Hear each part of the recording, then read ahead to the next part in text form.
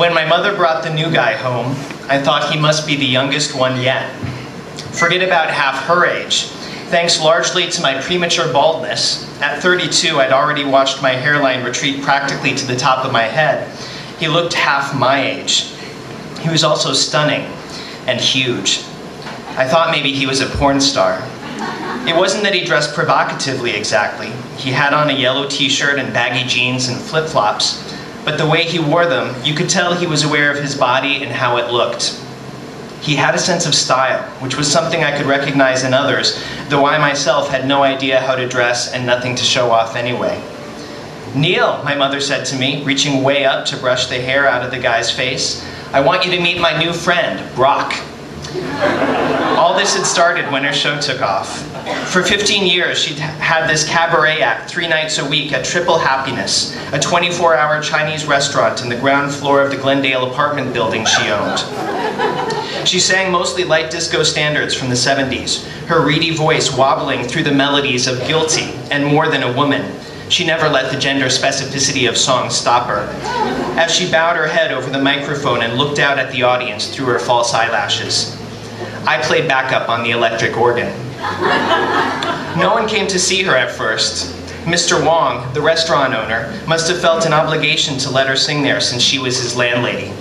He didn't pay her a thing, and she didn't need the money anyway.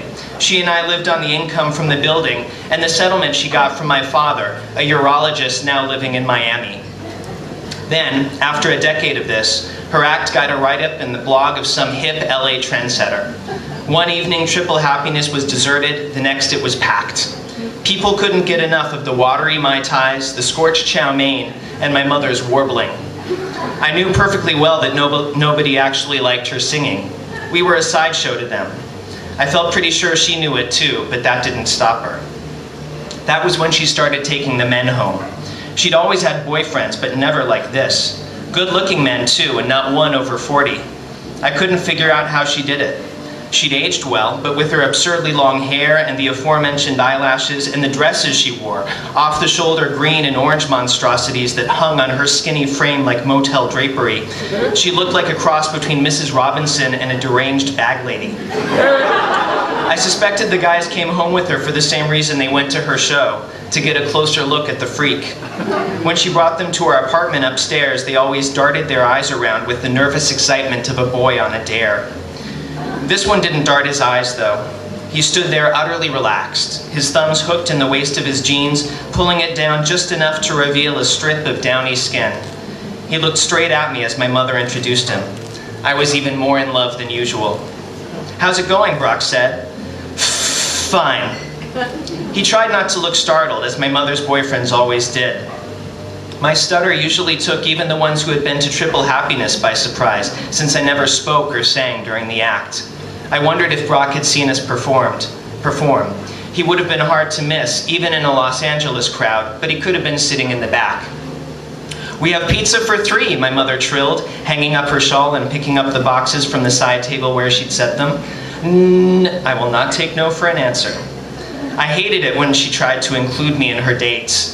It felt so degrading to spend an evening mooning over her latest catch, only to watch him follow her down the hall to her bedroom. I'd sworn I wouldn't do that to myself anymore. "Come on, Neal," Brock said, smiling cajolingly. My hair was pointing in all directions. I could feel it. I reached up and tried to smooth it forward. My mother clapped her hands. "Hooray! I'm such a lucky lady to have 2 gorgeous boys like you to eat with." We went to the dining room. My mother lit candles and opened a bottle of red wine. Brock poured. As she lifted her wine glass for him, he closed his hand around her wrist, peering at her rings. "Nice rocks." She spread out her fingers and admired them. "I love my jewels. Thanks, Dr. Spivak." Brock put the bottle down and sat. "Dr. Spivak? My ex-husband. A very sweet man, Dr. Spivak." She let out a fond sigh. "I took him to the cleaners." "You were just married the once, Letitia?" "Just the once." She leaned across the table and played the tips of her purple fingernails across his chest. "I had to get monogamy out of my system before settling down to a life of playing the field."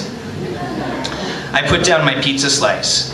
"What do you do?" "Neal wants to know what you do for a living," my mother said. I'm trying to make it as a model, Neal. Just like everybody else you meet around here, I guess. You must be stunning on film, Brock dear. She seized his chin. Just look at those eyes. Dinner continued. I didn't make any more attempts at conversation. After we finished the pizza, Brock lounged in his chair, his wine glass resting against his chest. The candlelight toyed with his features as it flickered, seeming to shift them around on his face. Every combination looked beautiful. Once in a while, his eyes would wander back to mine and he'd grin. I kept meaning to excuse myself, but couldn't seem to do it. My mother stood. Well, kids, she said, it's getting late. I think it's time for this old lady to go to bed. I sat up. I'll leave you two to chat. I glanced at the clock. It wasn't even 10 yet.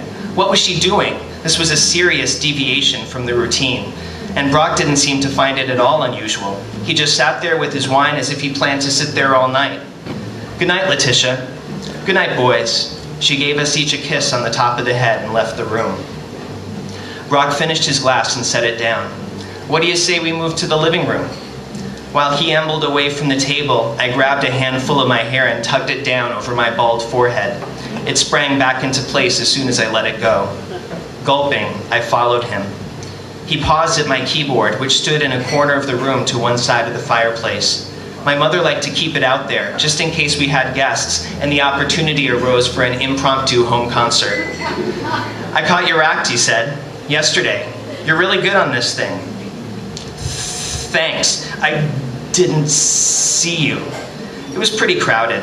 He swept his finger down the line of keys. How would you like to play for me? I can't.